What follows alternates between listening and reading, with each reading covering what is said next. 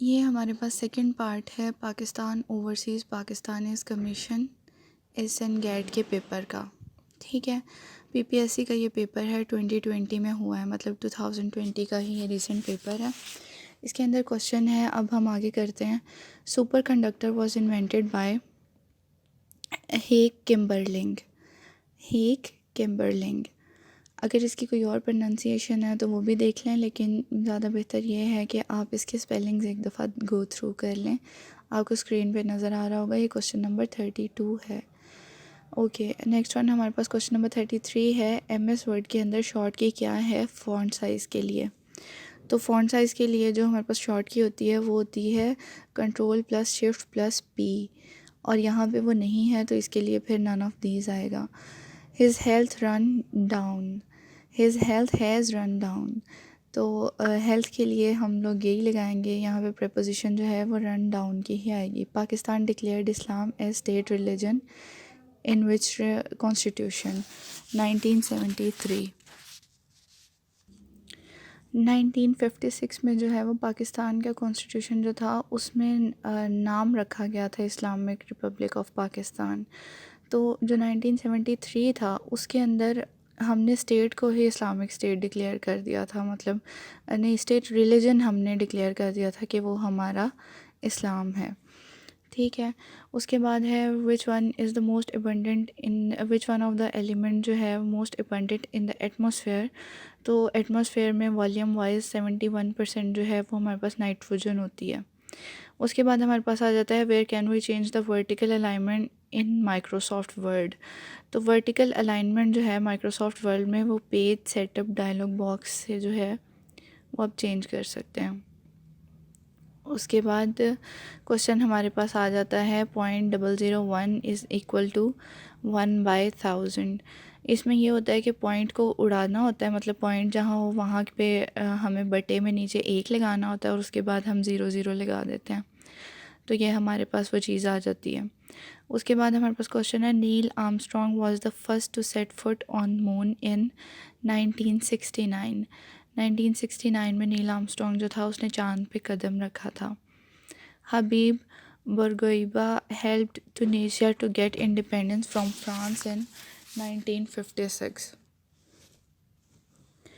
आगे हमारे पास क्वेश्चन है कि Simon Commission report was published in the year 1930। इसमें यह हुआ था कि 1927 के करीब जो था साइमन कमीशन आया था इंडिया। 1928 में जो था वो नेहरू रिपोर्ट आई थी। 1929 में फिर कायद अज़म ने उसके ऊपर अपने 14 नकात दिए थे और 1930 में फिर साइमन कमीशन की रिपोर्ट पब्लिश हुई थी। तो 1930 है इसका आंसर ना। Science deals with low temperature, cryogenic बोलते हैं उसे। ठीक है, जो साइंस डील करती है लो टेम्परेचर के साथ उसे क्रायोजेनिक्स बोलते हैं। एल्मा मीटर जो है उसका मतलब होता है किसी का कॉलेज। एल्मा मीटर है कॉलेज, यूनिवर्सिटी, कोई पढ़ने की जगह। ठीक है, in M S Excel you can zoom from 10 to 400%। M S के अंदर, एम एस एक्सेल में, ये एक्सेल की बात हो रही है कि एक्सेल के अंदर, ये एक्सेल की बात हो रही है कि एक्सेल के अंदर जो है क्या जूम करने की लिमिट होती है? तो उसकी लिमिट होती है 10 to 400%। Pakistan is separated from Tajikistan by Wakhan strip, Wakhan corridor. ये भी एक क्वेश्चन होता है कि मतलब वाखान कॉरिडोर जो है वो अफ़गानिस्तान का पार्ट है जो पाकिस्तान के साथ मिला हुआ है। ठीक है, तो एक मिनट जी, तो वाखान कॉरिडोर जो है वो हम कहते हैं अफ़गानिस्तान की एक पट्टी है जो पाकिस्तान को सेंट्रल एशिया से अलग करती है, तो उसको हम बोलते हैं वाखान कॉरिडोर। और जो सेंट्रल एशियन कंट्री उसके साथ लगा हुआ है वो है ताजिकिस्तान। फिर उसके बाद हमारे पास क्वेश्चन है कि first revelation to the holy prophet peace be upon him came in the year, came in the cave of Hira. गार हीरा में पहली वही नाजिल हुई थी। ये पूछा हुआ है कि कौन से गार में पहली वही नाजिल हुई थी, तो वो गार हीरा में हुई थी। Zulfikar Ali Bhutto became martial law administrator of Pakistan after Yahya Khan.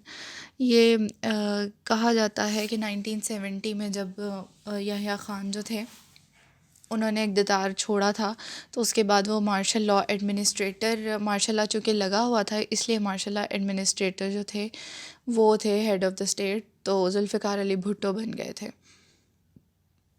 Asrar सनादीद is written by आसार सनादीद Asar Sanadid is written by Sir Syed Ahmad Khan. A non-permanent member of UN Security Council has a tenure of 2 years. Aung San Suu Kyi is political leader of Myanmar. Which river flows in UK? तो वो है river Thames. ये question भी आ जाता है कि UK जो है किस रिवर के किनारे है, तो ये रिवर थेम्स के किनारे है। ठीक है, उसके बाद क्वेश्चन है कि हज़रत अमीर Khusro first Urdu poet was by birth an Indian. ठीक है, वो हमारे कॉन्टिनेंट के थे तो वो इंडियन ही थे। The freedom war 1857 was started from Meerut. 1857 में जो जंग हुई थी वो स्टार्ट हुई थी मेरठ से। Are they chasing the thieves, pick the passive voice. इसमें जो है वो है कि पैसिव वॉइस चूज़ करना है, कि इसमें पैसिव वॉइस चूज़ करना है कि सेंटेंस था are they chasing the thieves, तो are the thieves being chased by them, ये इसका करेक्ट जो है वो पैसिव वॉइस है। एक्टिव वॉइस था वो हमारे पास are they chasing the thieves. Okay, आगे हमारे पास है they argue about everything till the bitter end. ये preposition थी, everything till the bitter end, which is correct style of email address abc@gmail.com। इस तरह करके होता है, तो वो नेम यहाँ पे आ जाएगा साइट का, तो abc@name.com। 3 gorgeous dams is located in China। ये भी एक क्वेश्चन होता है कि ये सबसे बड़ा डैम जो है वो कौन सा है दुनिया में, तो ये वो यही है और ये चाइना में है। अच्छा जी, अब आगे हमारे पास क्वेश्चन है कि the famous Golden Gate Bridge is situated at San Francisco. तो ये जो फेमस गोल्डन गेट ब्रिज है ये हमारे पास सैन फ्रांसिस्को में है। पहले प्रेसिडेंट अंजुमन हिमायत इस्लाम लाहौर के वो कौन थे? वो थे काजी हमीदुद्दीन। 1884 में अंजुमन हिमायत इस्लाम जो थी वो बनी थी और काजी हमीदुद्दीन उसके पहले प्रेसिडेंट थे। मस्जिद वज़ीर ख़ान जो थी जो है वो लाहौर के अंदर है। ये भी MCQ है कि मस्जिद वज़ीर ख़ान कहाँ है, वो लाहौर में है। अब इसका मैंने कहीं ये पढ़ा नहीं है, लेकिन उसके बावजूद ये क्वेश्चन जो है एज़ इट इज़ मुझे यहीं से नज़र आया है कि के is the word Pakistan derived from. कहने का मतलब इनका ये है कि पाकिस्तान के अंदर जो के है वो किस चीज़ को रिप्रेजेंट करता है। तो पाकिस्तान के अंदर जो के है वो कश्मीर को रिप्रेजेंट करता है। Moon, sun and stars are known as celestial bodies. ठीक है, मतलब जितनी भी आसमानी चीज़ें होती हैं उन्हें सेलेस्टियल बॉडीज़ कहा जाता है। Government of act India 1935, the sub continent was divided into 11 provinces. 1935 में जिस तरह हमारा कॉन्स्टिट्यूशन होता है इस तरह एक इंडियन एक्ट बनता होता था पहले, इंडिपेंडेंस से पहले। तो जो इंडियन एक्ट था 1935 का, उसने पूरे इंडिया को 11 प्रोविंसेस में डिवाइड किया था। जिस तरह अब हमारे हैं ना कि हमारे 4 प्रोविंसेस हैं, इस तरह तब उसके 11 प्रोविंसेस थे। आगे एक मैथ्स का क्वेश्चन है कि अ ट्रेन 800 मीटर लॉन्ग। ये अब स्टेटमेंट इसकी यहीं से पढ़ लीजिएगा, अगर ये ना हो तो बता दीजिएगा, मैं सॉल्व करके वीडियो अपलोड कर दूँगी। इसका आंसर है 500 मीटर। इस क्वेश्चन नंबर 68 का आंसर है 500 मीटर। ओके, आगे हमारे पास क्वेश्चन है कि round of the following digit 38.23। तो जब किसी को राउंड ऑफ करना हो तो वो ये होता है कि पॉइंट के बाद जो है वो कौन सा डिजिट है। अगर पॉइंट के बाद 5 से कम डिजिट है तो नंबर वैसे का वैसे रहता है। तो हमारे पास 5 से कम था मतलब 2 था, तो नंबर वैसे का वैसा रहेगा। 3 भी 5 से कम था तो 2 वैसे का वैसा रहेगा, और 2 5 से कम था तो 8 भी वैसे का वैसे रहेगा। तो हमारे पास 38 ही बच जाएगा। Find the average of these numbers. So the average is 280 and the numbers are 277, 278, 279, 280, 281, 282, 283। आगे हमारे पास क्वेश्चन है, the book in which the biographies of the narrator of Hadith are given अस्मा और रिजाल। अस्मा और रिजाल जो हैं वो उसमें क्या है, हमारे पास बायोग्राफीज़ दी गई हैं। बायोग्राफीज़ किन की दी गई हैं? जो अहादीस के रावी थे उनकी बायोग्राफीज़ दी गई हैं अस्मा और रिजाल में। आगे हमारे पास है अल-मुअज्जम अल-मुफहरिस लाल, सॉरी मुझे ये पढ़ना नहीं आ रहा, अल-मुअज्जम अल-मुफहरिस लफ्ज़ाल या लाल्फाज अल हदीस नबवी सल्लल्लाहु अलैहि वसल्लम। ये ए जे वेनसेंक ने लिखा है। ए जे वेनसेंक की बुक है, वैसे पढ़ना चाहिए कि इस बुक में है क्या। खैर आगे हमारे पास क्वेश्चन है, the first name of newly born prince of Great Britain Louis Arthur Charles has its origin from Wales.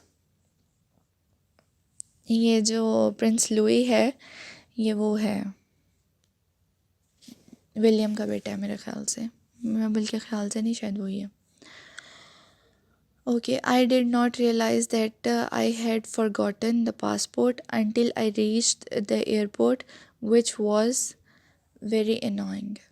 ठीक है, यहाँ पे वो एक fill in the blank था, तो ये which से fill होगा। In Islam there is close relation between politics and matters. Of course इस्लाम जो है वो सियासत को अलग नहीं करता मामलात से, तो इसलिए हमारे पास क्वेश्चन है एक और कि 1992 में, नहीं पहले हमारे पास क्वेश्चन है, question number 82, Latif Khosa use to be the governor of. तो आंसर है पंजाब। पंजाब के गवर्नर जो थे वो लतीफ़ खोसा जो थे वो पंजाब के गवर्नर हुआ करते थे। अकबर जो थे विल लुक आफ्टर होता है my work in my absence. ठीक है, उसके बाद क्वेश्चन है कि 1992 में जो था वर्ल्ड कप जीता था पाकिस्तान, तो हमारा कैप्टन कौन था? तो हमारा कैप्टन इमरान खान था। अब तक तो हमें अंदाज़ा हो चुका होगा, हम कीमत चुका रहे हैं। Who was killed by हज़रत Hamza in the battle of बदर। हज़रत हमज़ा रज़ियल्लाहु तआला अन्हु in the battle of बदर। उतबा बिन रबिया की डेथ हुई थी, की डेथ नहीं हुई थी, का कत्ल हुआ था हज़रत हमज़ा रज़ियल्लाहु तआला अन्हु के हाथों। फिर हमारे पास क्वेश्चन है कि which among the following is an alternative source of energy. तो biogas is the alternative source of energy. फिर हमारे पास है कि बद से बदनाम बुरा, बद अच्छा बदनाम बुरा, इसकी इंग्लिश क्या है? Bad name is verse then bad deeds. आगे हमारे पास उर्दू का क्वेश्चन है कि शायरी में वो खसूसियत जिसमें दुनिया के हर पहलू को सामने रखा जाए उसे क्या कहते हैं? हमागिरियत। उसके बाद हमारे पास क्वेश्चन है उर्दू का, उर्दू की कौन सी तहरीक के बाद इस्लाह उर्दू की तहरीक चली? तो एहाम गोई के बाद उर्दू की जो थी इस्लाह की तहरीक चली थी। आंगन किसका नावल है? आंगन खदीजा मस्तूर का नावल है। ये क्वेश्चन भी बहुत ज़्यादा आता है कि आंगन किसका नावल है, तो आंगन खदीजा मस्तूर का नावल है। सब रस के मुसन्निफ़ का नाम क्या है? तो मुल्ला वजी है उनका नाम। सब रस के मुसन्निफ़ का नाम है मुल्ला वजी। फिर हमारे पास क्वेश्चन है कि विच ऑफ द फॉलोइंग, अच्छा जी, फिर हमारे पास क्वेश्चन है, एक मिनट,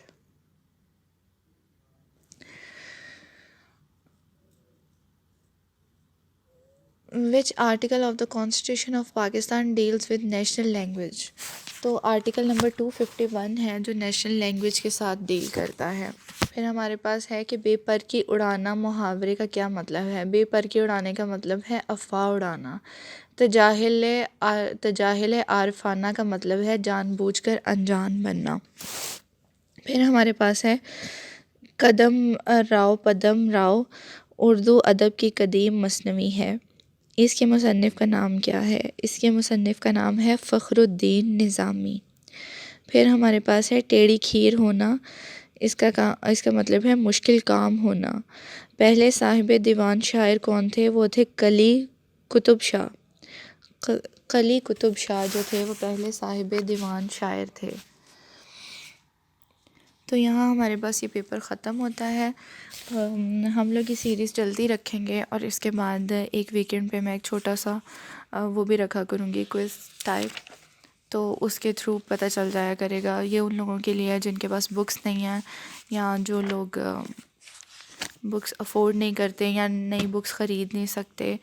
तो इससे ये होगा कि एक ये सुनने से ही एक पेपर तैयार हो जाएगा। चलें, बहुत शुक्रिया सुनने के लिए। अगर आपने और भी पेपर्स तैयार करने हैं तो चैनल को सब्सक्राइब कर लीजिएगा। Thank you so much.